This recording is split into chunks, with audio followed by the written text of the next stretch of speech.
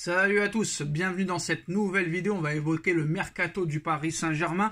On va commencer avec Xavi Simons. Le Paris Saint-Germain veut garder Xavi Simons la saison prochaine. Cependant, le club français ne sera libre sur ce dossier qu'à partir de 2025. Le Paris Saint-Germain devrait verser des bonus au PSV s'il ramenait Xavi Simons cet été. C'est une information Le Parisien. Cette histoire et ce dossier Xavi Simons, c'est très problématique. À un moment donné, il est prêté 1 an.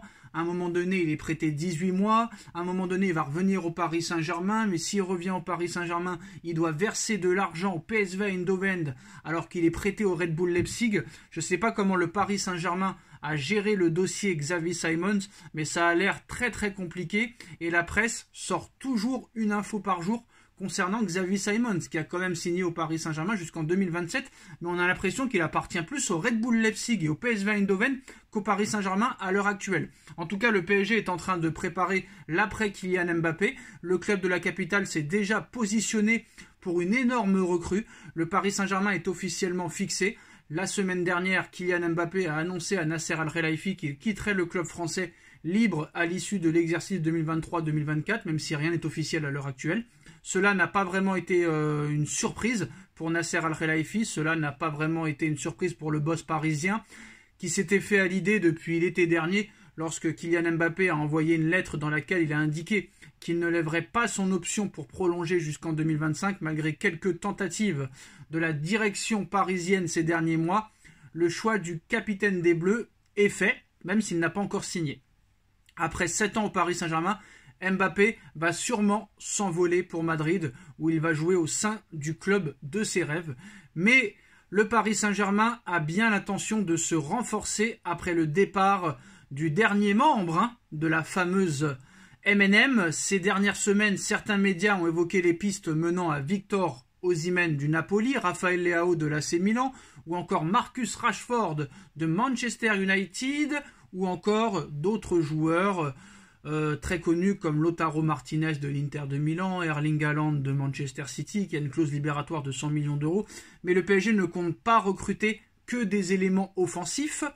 On avait parlé de plusieurs joueurs, comme Lenny Yoro, le Lillois, et de son côté, The Athletic, le média anglais, a cité le nom de Gavi. Mais le FC Barcelone n'est pas vendeur pour le moment, même si ça pourrait être le cas vu les finances catastrophiques du Barça. Mais il n'en sera sûrement pas de même pour Frenkie de Jong.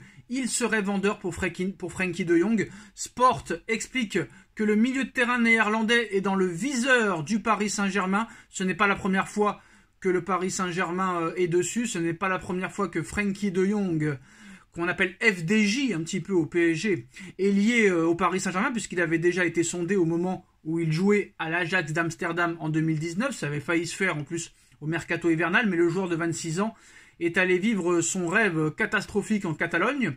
Quelques années plus tard, Frenkie de Jong déchante. Ces derniers temps, la presse catalane a expliqué qu'il n'était pas content du projet mis en place et qu'un départ n'était plus exclu du tout de son côté.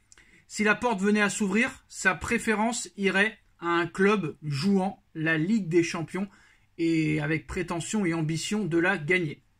Ce qui est le cas du Paris Saint-Germain. Sport explique que le Paris Saint-Germain étudie très sérieusement cette piste et sont disposés, c'est pas il serait, le PSG est disposé à investir au minimum 60 millions d'euros pour Frenkie de Jong, une somme qui est aussi celle que compte proposer Tottenham pour le néerlandais, qui est courtisée aussi par Manchester United, mais le Paris Saint-Germain, qui a aussi son ancien coéquipier et compatriote Mathis de Ligt dans le viseur, a de grandes chances toutefois de finaliser l'arrivée de Frenkie de Jong. Il faudra proposer cette somme au FC Barcelone, qui pourrait en demander plus. Le FC Barcelone va sûrement demander le maximum possible pour Frenkie de Jong. Le PSG est prévenu, que ce soit Tottenham, Manchester United, le Paris Saint-Germain ou un autre club, c'est celui qui mettra le plus d'argent sur la table qui remportera la victoire. Là, je pense que Joan Laporta, le président du Barça, et Deco, le directeur sportif, n'auront plus aucun remords, j'ai envie de vous dire. Là, très clairement, il y a des gros problèmes financiers, il y a des dettes colossales au FC Barcelone et il faut absolument vendre, quoi qu'il en soit, l'été prochain.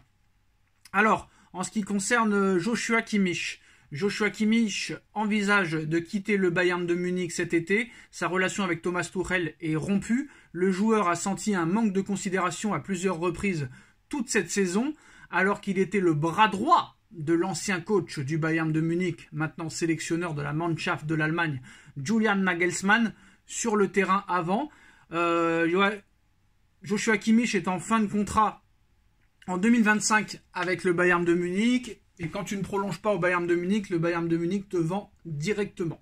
Ça a été le cas de Lewandowski, ça a été le cas de Lucas Hernandez, ce sera le cas d'Alphonso Davies cet été. Et sûrement de Joshua Kimmich, donc ça va être encore une page qui se tourne pour le Bayern de Munich. Et le PSG est à fond là-dessus. Alors, les priorités de Luis Campos sont déjà définies pour le mercato d'été. Bernardo Silva, Victor Osimhen, Joshua Kimmich, Leny Yoro. Reste maintenant à confirmer que Luis Campos restera bien au Paris Saint-Germain. C'est actuellement la tendance, mais tout peut aller très très vite. On a vu que le Real est dessus. Frenkie de Jong, Gavi au milieu de terrain. Quelle serait la meilleure recrue au milieu de terrain? Je pense qu'au milieu de terrain, il faudrait au moins 2 milieux. De Jong, c'est pas exceptionnel. Moi, franchement, je préférais un Guimarães ou un Kimmich plutôt qu'un De Jong à l'heure où on parle. Parce que De Jong, depuis 1 an ou 2, il est aux abonnés absents. Mathis de Ligt dans l'axe ou Leny Yoro. Alors moi, Joshua Kimmich, je le voudrais absolument. Pourquoi? Parce que Joshua Kimmich, non seulement peut jouer au milieu de terrain, mais latéral droit. Donc Joshua Kimmich est très polyvalent.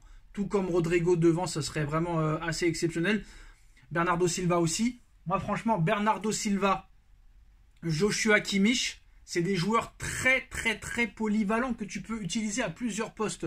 Donc je pense que ce serait plus intéressant d'aller sur ces deux milieux-là plutôt qu'un Gavi par exemple, même si Gavi il est exceptionnel. Mais voilà, en premier, franchement, je mettrais Kimmich et Bernardo Silva. En troisième, je mettrais Guimarães et en quatrième, De Jong.